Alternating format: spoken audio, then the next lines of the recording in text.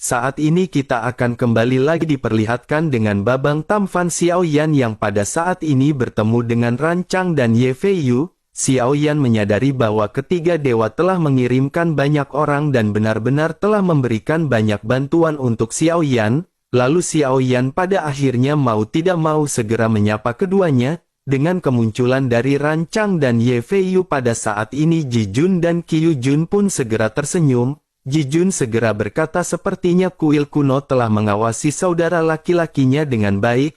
Mendengar perkataan dari Ji Jun ini Rancang pun seketika menoleh dan berkata, bukankah ini sosok tua Ji Jun dan Qiu Jun?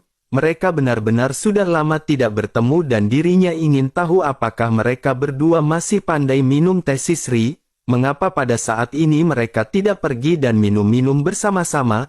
Mendengar hal tersebut pada saat ini Ji Jun berkata sambil tersenyum masam. Ji Jun berkata bahwa ini adalah bintang Hongmeng. Setidaknya Rancang pada saat ini memberi wajah kepada mereka. Bukankah lebih baik mereka membicarakan permasalahan ini secara tertutup? Mendengar hal tersebut Rancang pada saat ini tertawa dan berkata agar mereka berdua pada saat ini jangan malu-malu. Ji Jun dan Qiu Jun pada akhirnya memiliki garis hitam di kepala mereka dan tidak ada yang bisa mereka lakukan terhadap Rancang. Pada akhirnya dalam sekejap mata sosok Ji Jun dan Qiu Jun benar-benar pergi dari hadapan semua orang. Melihat keduanya yang pergi pada saat ini Rancang hanya bisa mengerutkan bibirnya dan melambaikan tangan. Sementara itu Ye Feiyu pada saat ini menghela nafas dan menatap ke arah Rancang yang masih terlihat mabuk. Setelah itu Ye Feiyu memandang ke arah Xiaoyan dan bertanya sepertinya saudara ke-9 pada saat ini sedang dalam bahaya. Xiaoyan pun menganggukkan kepalanya dan Xiaoyan segera menjelaskan apa yang Xiaoyan alami. Mendengar penjelasan Xiaoyan ini Ye Feiyu pun mengangguk dan berkata bahwa mereka lebih berani daripada yang mereka duga. Dengan begitu Xiaoyan harus berhati-hati. Tetapi pada saat ini ketiga paman ada di sini dan mereka tidak akan bisa menyentuh Xiaoyan. Xiaoyan pun mengangguk dan Xiaoyan menyadari bahwa jika bukan karena perlindungan dari kuil dewa kuno kelompok Xiaoyan pasti sudah dibasmi oleh aliansi Douxian sejak lama. Sementara itu Ye Feiyu segera mengalihkan topik dan bertanya apakah Xiaoyan sudah selesai mendaftar. Xiaoyan pun mengangguk sementara Ye Feiyu pada saat ini lanjut berkata bahwa ada lelang sekarang, masih ada waktu sebelum ilusi pertama dan apakah Xiaoyan pada saat ini ingin pergi bersama dengan mereka, Xiaoyan mungkin bisa mendapatkan sesuatu yang Xiaoyan inginkan di pelelangan, mereka jangan melewatkan pelelangan bintang Hongmeng karena pasti akan ada banyak produk yang sangat bagus. Mendengar hal tersebut Xiaoyan pada saat ini menganggukkan kepalanya. Xiaoyan menyadari bahwa pelelangan di bintang Hongmeng tentu saja bukanlah pelelangan yang biasa-biasa saja, namun saat Xiaoyan hendak menyetujuinya tiba-tiba Ding Yue dengan cepat segera mulai berbicara. Ding Yue menyetujui perkataan dari Ye Feiyu dan berkata bahwa dirinya telah mendengar beberapa teknologi Styx yang canggih sering muncul di pelelangan bintang Hongmeng. Oleh karena itu mereka pada saat ini harus pergi dan melihat-lihat dan mungkin bisa membeli barang-barang yang tidak terduga untuk menambah inventaris. Xiaoyan pun mau tidak mau tersenyum dan menyetujui apa yang dikatakan oleh Ding Yue. Sementara itu Ye Feiyu pada saat ini terlihat sangat senang dan berkata bahwa mereka harus segera pergi. Dirinya memiliki kartu emas ungu di sini dan mereka bisa menikmati ruang khusus. Xiaoyan pun menangkupkan tinjunya dan mengucapkan terima kasih kepada Ye Feiyu dan Rancang. Pada akhirnya kelompok Xiaoyan segera pergi menuju ke pelelangan beramai-ramai, namun bersamaan dengan sosok Xiaoyan yang pergi bersama dengan semua orang, pada saat ini tanpa disadari daftar nama orang nomor 1 di daftar nama nilai energi bukan lagi tim Fearless. Nama tersebut telah berubah menjadi tim aliansi Douxian dengan nilai energi mencapai 50.000. Pada saat yang bersamaan di daerah pemukiman di mana aliansi Douxian berada sekelompok orang pada saat ini datang dalam jumlah besar dengan doki yang melonjak. Pemimpin pria itu pada saat ini menatap tajam dan bertemu dengan Sun Ning. Sosoknya segera menangkupkan tangannya dan mengucapkan salam untuk Sun Ning. Sun Ning pun pada akhirnya segera menoleh dan berkata kepada sosok yang bernama Ye Jiang bahwa dirinya benar-benar mengecewakan. Ye Jiang pun menatap ke arah Sun Ning yang pada saat ini menunjukkan perasaan kekecewaan. Ye Jiang segera berkeringat dingin di dahinya dan berkata bahwa dirinya bertemu dengan banyak orang merepotkan di dalam perjalanan kali ini. Hal itulah yang pada akhirnya membuat Ye Jiang membuang-buang waktu untuk datang ke sini. Mendengar hal tersebut, Sun Ning pada saat ini mengabaikan perkataan dari Ye Jiang. Sun Ning tanpa basa-basi segera berkata kepada Ye Jiang bahwa mereka harus memenangkan tempat pertama dalam turnamen 10.000 alam ini. Jiang Ya yang berada di alam bawah telah jatuh ke tangan seorang pemuda tidak dikenal. Oleh karena itu pada saat ini tugas pertama dalam turnamen 10.000 alam adalah menyingkirkan tim tersebut terlebih dahulu. Mendengar hal tersebut, Ye Jiang pada saat ini sedikit terkejut dan bingung. Namun meskipun begitu ada kegembiraan di wajahnya. Hal itu dikarenakan Jiang Ya memiliki kekuatan yang mirip dengannya dan hal tersebut merupakan posisi ancaman bagi Ye Jiang. Ye Jiang pada akhirnya segera berkata bahwa dirinya telah mendengar Jiang Ya dari kota 1000 bintang adalah Dou Xian bintang 5. Dirinya memiliki kekuatan untuk bertarung dengan Ye Jiang. Bagaimana mungkin dirinya bisa dikalahkan oleh orang tidak dikenal dari alam bawah?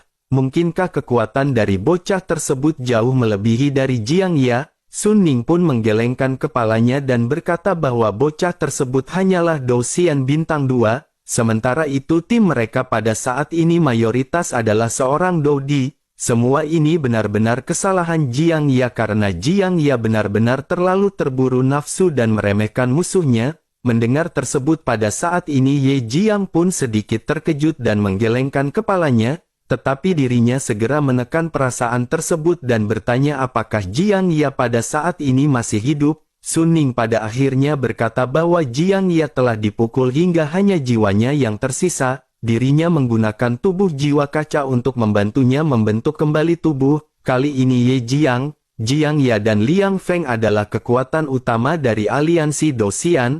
Mereka bertiga harus melakukan kerjasama dengan baik. Selain membunuh tim ini mereka tidak boleh melepaskan kuil kuno, mereka harus memenangkan kejuaraan dan mereka harus menemukan ruang yang hilang tersebut.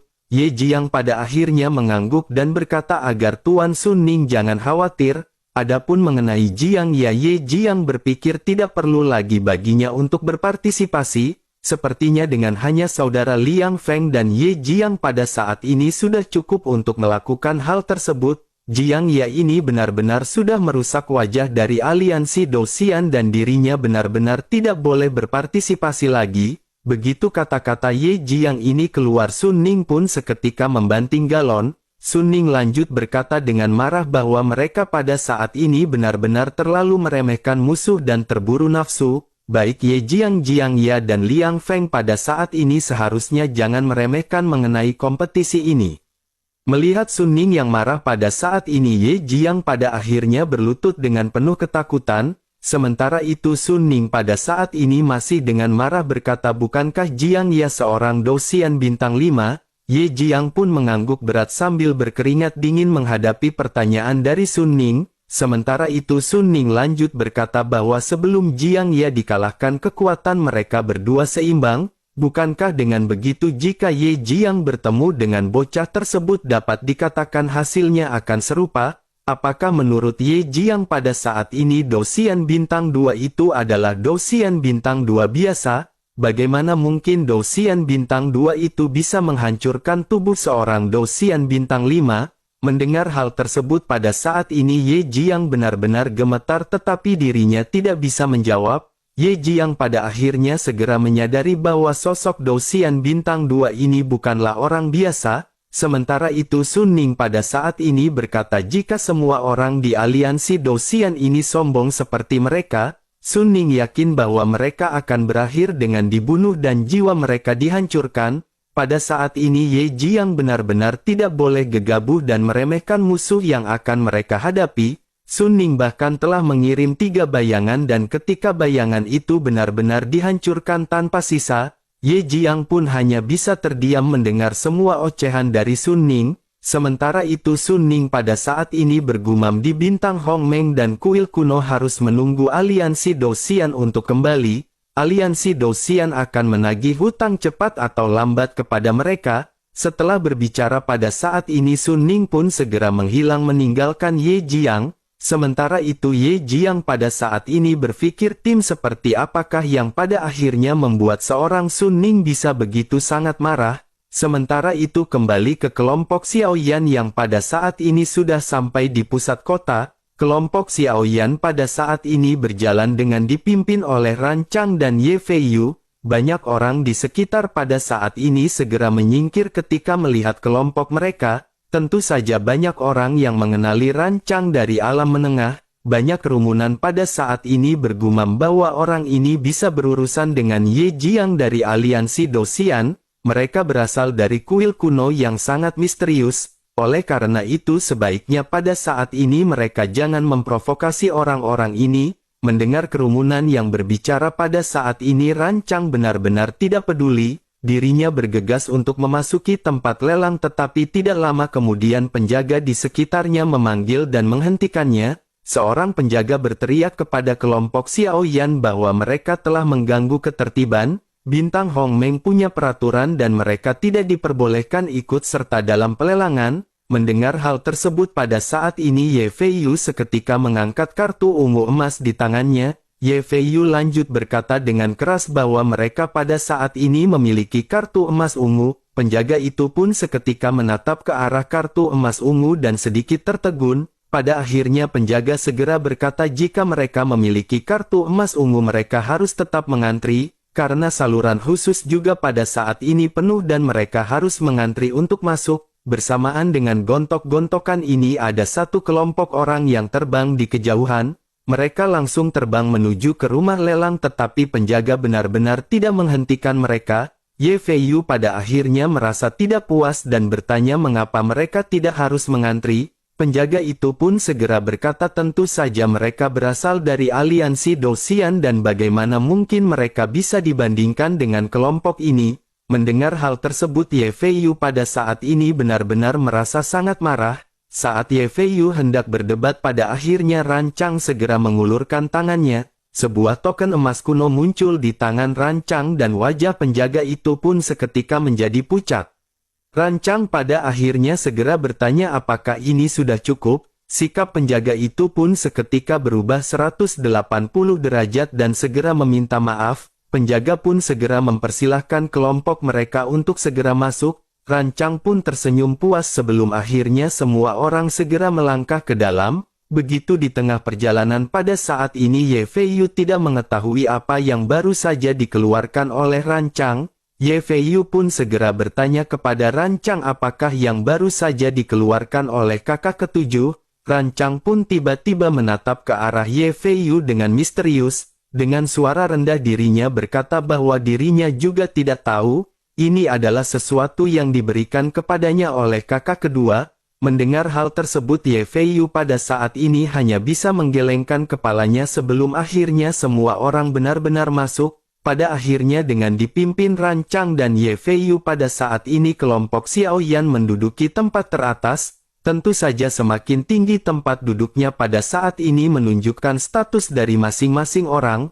Bersamaan dengan sosok Xiaoyan dan yang lainnya yang pada saat ini duduk. Sebuah suara yang dikenal Xiaoyan segera datang dari samping dan bertanya apakah saudara Xiaoyan berada di sini juga. Xiaoyan pun seketika menoleh dan melihat ke arah Geng Ping yang berada di kursi di sampingnya. Xiaoyan pun segera tersenyum dipenuhi keterkejutan dan berkata ternyata ini adalah saudara Geng Ping. Sungguh tidak diduga bahwa mereka bisa bertemu pada saat ini. Keduanya pun berbincang-bincang dan Xiaoyan pada saat ini berpikir bahwa sosok Geng Ping ini tidaklah sederhana. Xiaoyan melihat ke sekeliling dan tentu saja Xiaoyan menyadari bahwa sosok yang berada di lingkaran atas ini bukanlah sosok sederhana. Sementara itu di sisi lain pada saat ini ada juga orang-orang dari alam Dewa Darah. Serigala Darah pada saat ini memandang ke arah Xiaoyan dengan mata yang kejam. Sementara itu Bin Chan di sebelah Serigala Darah pada saat ini mengangkat alisnya. Dirinya juga menatap ke arah Xiaoyan tetapi pada saat ini dirinya merasakan ada rasa misteri yang dipancarkan oleh Xiaoyan. Tetapi ketika dirinya menoleh ke arah Geng Ping mata dari Bin Chan ini sedikit menyipit. dirinya pada akhirnya bergumam dengan suara rendah bahwa dirinya merasa orang ini agak aneh. Selain itu sepertinya dirinya juga pernah melihat orang ini di suatu tempat. Serigala darah pun segera menoleh ke arah Geng Ping yang berada di samping Xiao Yan. Namun serigala darah pada saat ini tidak memiliki kesan apapun dan menggelengkan kepalanya. Dirinya segera berkata bahwa dirinya belum pernah melihat orang ini sebelumnya. Setelah itu serigala darah pun kembali menatap ke arah Xiao Yan dengan tajam. Tentu saja pada saat ini fokus dari serigala darah adalah Xiao Yan. Melihat Xiao Yan benar-benar berada di kursi milik para tamu terhormat jelas di luar dugaannya, serigala darah pada akhirnya bergumam mengapa mereka bisa datang di tempat ini. Hanya mereka yang memiliki kartu emas ungu yang bisa datang ke sini dan menempati status tertinggi. Mendengar hal tersebut, Bin Chan pada akhirnya segera berkata agar serigala darah memperhatikan lebih dekat siapakah yang duduk di sebelahnya. Serigala darah pun melihat ke arah Ran Chang dan Ye Fei Yu yang duduk di sebelah Xiao Yan. Keduanya tampak tidak seperti orang-orang dari kuil kuno karena penampilan mereka sangat sederhana. Tetapi serigala darah menyadari bahwa memang orang-orang dari dewa kuno selalu memiliki penampilan yang sederhana. Pada akhirnya serigala darah segera bertanya apakah itu orang-orang dari kuil kuno. Mendengar hal tersebut, Bin Chan pada akhirnya menganggukkan kepalanya dan matanya sedikit menyipit. Dirinya lanjut berkata bahwa menurut berita yang dirinya terima, dua orang ini berasal dari kuil kuno, yang satu bernama Ye Fei Yu dan secara pribadi tidak terlalu kuat.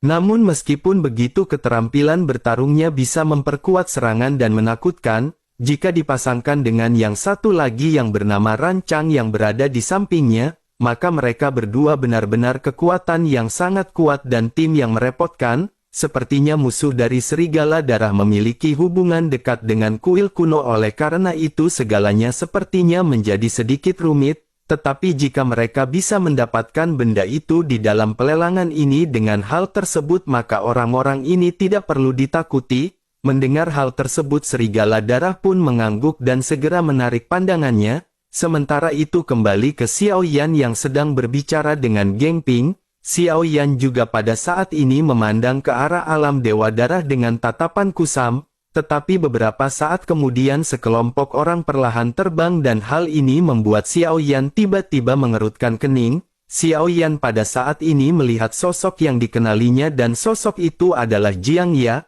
Pada saat ini Jiang Ya perlahan-lahan datang bersama dengan sekelompok orang. Jiang Ya telah dibunuh oleh Xiao Yan juga pada saat ini bisa merasakan kehadiran dari Xiao Yan. Kedua mata pada akhirnya segera bertemu di udara seolah-olah ada guntur yang terendam yang tidak terlihat di antara keduanya.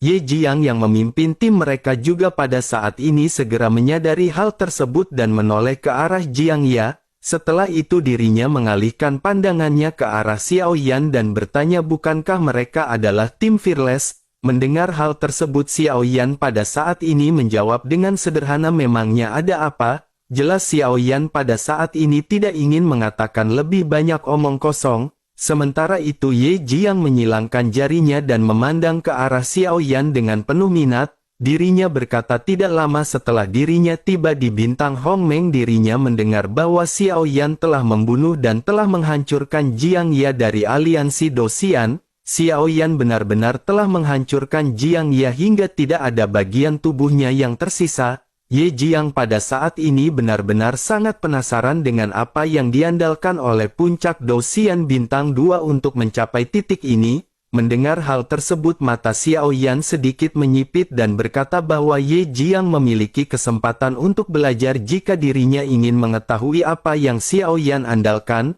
Mendengar provokasi tantangan dari Xiao Yan ini, Ye Jiang pada saat ini sedikit tersenyum sinis. Dirinya berkata bahwa ini benar-benar menarik karena seorang Dosian puncak Bintang 2 berani menjadi sombong di hadapannya. Sebaiknya Xiao Yan pada saat ini jangan berpikir bahwa semua orang di aliansi Dosian sama dengan Jiang Ya. Pada saat ini meskipun ada 1000 orang Dosian Bintang 2 seperti Xiao Yan, dirinya benar-benar akan dapat dengan mudah menghancurkan mereka. Mendengar apa yang dikatakan oleh Ye Jiang, Xiao Yan pada saat ini kembali meledek. Xiao Yan berkata bahwa Ye Jiang memang kuat, tetapi dengan kekuatan Dosian bintang 2 ini Xiao Yan telah membunuh banyak Lotion bintang 5. Xiao Yan berpikir akan ada beberapa lagi dalam daftar koleksi Xiao Yan di masa depan. Xiao Yan juga menilai sepertinya Ye Jiang juga merupakan calon yang baik untuk Xiao Yan. Wajah Ye Jiang seketika menjadi gelap mendengar apa yang baru saja dikatakan oleh Xiao Yan. Mata kedua belah pihak pada akhirnya menjadi semakin tajam. Udara di sekitar mereka sepertinya memiliki daya isap yang sangat besar dan sosok Xiao Yan pada saat ini segera mengalami tekanan. Untuk sesaat ekspresi Xiao Yan dan yang lainnya pada saat ini sedikit berubah dengan dada mereka juga yang tiba-tiba merasa sesak. Namun pada akhirnya sebuah suara segera terdengar ketika suara tersebut berkata bahwa Ye Jiang benar-benar bertindak terlalu jauh. Dirinya berada di sini dan tidak bisakah Ye Jiang pada saat ini menghormatinya? Setelah perkataan tersebut terdengar pada akhirnya momentum tekanan yang dialami oleh kelompok Xiao Yan pada saat ini menghilang, ekspresinya seketika melembut dan Xiao Yan segera menyadari bahwa sosok yang berbicara sebelumnya adalah Rancang. Ye Jiang juga secara alami melihat keberadaan Rancang tetapi dirinya tidak pernah berpikir bahwa Rancang akan ikut campur dalam permasalahan ini. Ye Jiang yang pada akhirnya segera berkata kepada Rancang bahwa ini adalah keluhan antara aliansi Dosian dengan dunia bawah. Itu tidak ada hubungannya dengan Rancang maupun Dewa Kuno. Mendengar hal tersebut Rancang pada saat ini tentu saja mengetahui apa yang dimaksud oleh Ye Jiang. Rancang juga sangat malas berbasa-basi dengan orang-orang dari aliansi Dosian dan segera bertanya apakah Ye Jiang ingin bertarung. Terlebih lagi pada saat ini Rancang tidak terlalu tertarik dengan kompetisi ini. Oleh karena itu jika dirinya didiskualifikasi dalam kompetisi ini dirinya yakin dirinya tidak akan kehilangan apapun. Setelah selesai berbicara pada saat ini aura dari Rancang pun seketika meledak. Sementara itu Ye Jiang menyipitkan matanya sedikit ketika mendengar perkataan dari Rancang. Dirinya tidak berpikir bahwa apa yang dikatakan oleh Rancang ini adalah lelucon. Ye Jiang dan Rancang sudah pernah bertarung sekali di lubang cacing yang berkabut dan pertempuran mereka berakhir dengan hasil imbang. Ye Jiang pada akhirnya segera berkata bahwa kuil kuno pada saat ini benar-benar terlalu merajalela. Jangan mengira bahwa Rancang bisa menang berhadapan dengan Ye Jiang setelah pertempuran terakhir mereka. Izinkan Ye Jiang memberitahu kepada Rancang bahwa ketika mereka bertempur di lubang cacing berkabut, sebenarnya Ye Jiang hanya menggunakan 80% dari kekuatannya. Jika dirinya menggunakan kekuatan penuhnya dirinya pasti akan segera memenggal kepala daripada Rancang. Menanggapi hal tersebut terancam pada akhirnya segera melayang di udara dan menatap ke arah dirinya yang berada di hadapannya. Tanpa rasa takut Rancang segera berkata apakah Ye Jiang telah menggunakan kekuatannya sebanyak 80%? Jika begitu permasalahannya maka izinkan Rancang untuk memberitahu bahwa dirinya hanya menggunakan kekuatannya 50% pada saat itu. Setelah selesai berbicara Rancang pun mengepalkan tinjunya dan otot di sekujur tubuhnya pada saat ini tampak menggelembung.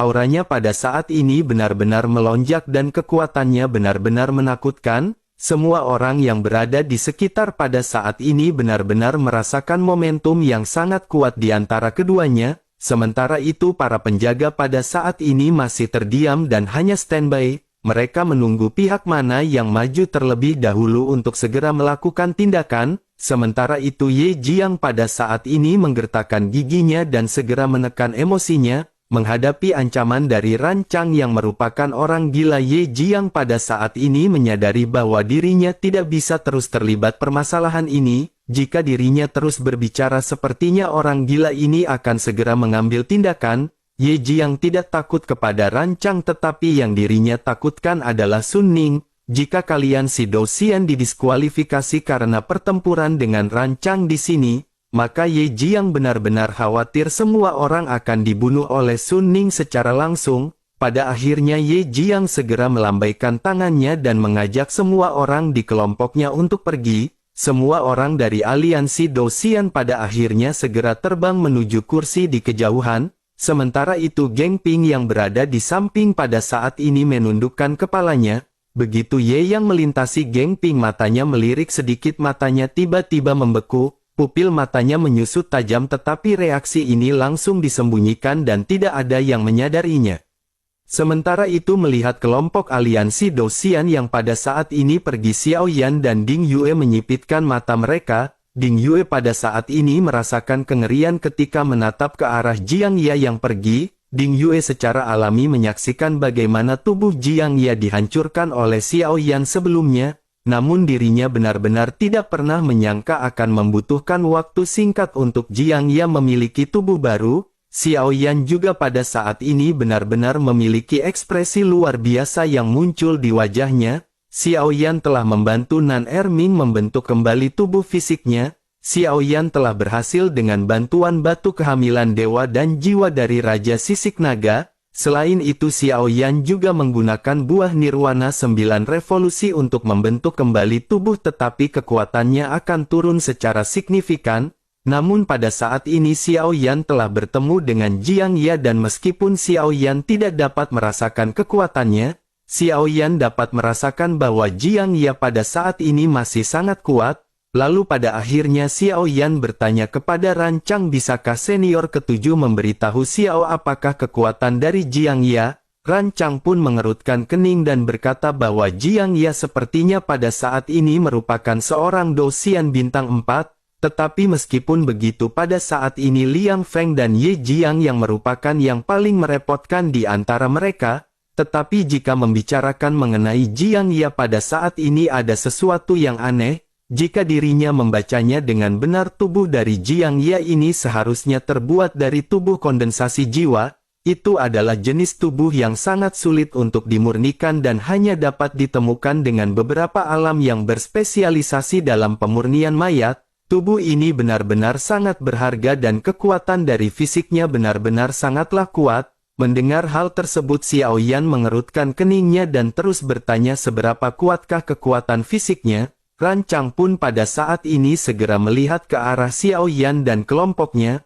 Rancang pada akhirnya menunjuk ke arah Long Yi dan berkata seharusnya bocah ini memiliki kekuatan dengan tubuh fisik yang paling kuat di antara kelompok Xiao Yan. Xiao Yan pun menganggukkan kepalanya sementara Rancang pada saat ini sedikit mengerutkan kening. Rancang pada akhirnya segera berkata kekuatan tubuh dari Jiang Ya pada saat ini sedikit lebih kuat jika dibandingkan dengan bocah tersebut. Bagaimanapun juga kekuatan dari tubuh kaca ini benar-benar sangat luar biasa. Untuk menghancurkan tubuhnya sepertinya diperlukan ahli Dosian bintang 7 atau bahkan Dosian bintang 8. Mendengar hal tersebut Xiao Yan pada akhirnya kembali mengerutkan kening dan Xiao Yan tidak menyangka bahwa setelah pertempuran sebelumnya tubuh fisik dari Jiang Ya pada saat ini malah menjadi semakin kuat. Xiao Yan pada akhirnya pada saat ini benar-benar kembali memiliki tekad untuk menjadi lebih kuat daripada sebelumnya. Bersamaan dengan Xiao Yan yang memikirkan hal ini pada saat ini Xiao Yan segera merasakan sesuatu perasaan yang begitu akrab. Hal itu menyebabkan bulu-bulu di sekujur tubuh Xiao Yan berdiri tegak dan Xiao Yan segera mengangkat kepalanya lagi. Mata Xiao Yan segera mencari di antara sosok yang tidak terhitung jumlahnya. Xiao Yan yakin bahwa Xiao Yan baru saja melihat sosok tersebut tetapi pada saat ini sosok tersebut sudah menghilang.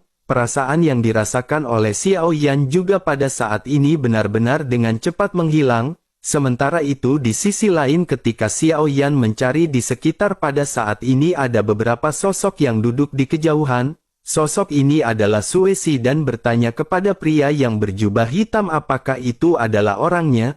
Begitu Suesi menanyakan hal tersebut sosok berjubah hitam pada akhirnya segera sedikit bergetar. Seolah-olah pada saat ini pria berjubah hitam itu menekan emosi kemarahannya. Melihat reaksi pria berjubah hitam ini Suesi pun tersenyum tipis dan berkata sepertinya dirinya telah bertemu dengan musuhnya dengan begitu cepat. Suesi pun menepuk pria berjubah hitam tersebut dan semua energi darah dan emosinya pada saat ini tiba-tiba menghilang. Suesi pada akhirnya lanjut berkata meskipun dirinya ingin membalas dendam tetapi tujuan kedatangannya kali ini ke sini bukanlah orang tersebut. Suesi akan membantunya untuk menangkap orang tersebut dan menyerahkannya kepadanya. sebaiknya pada saat ini dirinya segera menyelesaikan tugas yang diberikan kepadanya oleh penguasa istana. Mendengar hal tersebut pada akhirnya pria berjubah hitam itu pun seketika menganggukkan kepalanya, perlahan-lahan emosinya juga pada saat ini menjadi semakin tenang. Pada akhirnya mereka pada saat ini benar-benar kembali menekan aura mereka dan bersembunyi di antara kerumunan, sementara kembali ke Xiao Yan yang pada saat ini benar-benar tidak menemukan keberadaan sosok yang Xiao Yan cari. Xiao Yan pada akhirnya menundukkan kepalanya dan sebuah kenangan muncul di mata Xiao Yan. Xiao Yan tanpa sadar bergumam apakah itu benar-benar Hun Tiandi. Xiao Yan pada saat ini hanya bisa mengerutkan kening dengan semua kenangan pertempuran di benua Doqi yang telah lama berlalu. Bersamaan dengan hal tersebut pada saat ini lampu dari pelelangan juga segera padam. Keributan di kerumunan juga pada akhirnya segera berhenti dan pada saat ini sesosok montok bening segera keluar, lampu perlahan-lahan menyala dan menampilkan sosok yang sangat cantik di hadapan semua orang. Sosok ini segera berkata apakah semua orang pada saat ini sudah siap dengan pelelangan. Melihat sosok cantik yang muncul pada saat ini banyak seruan di antara kerumunan. Banyak orang segera berkata bahwa itu adalah Sui Juer yang paling populer di lelang Hongmeng.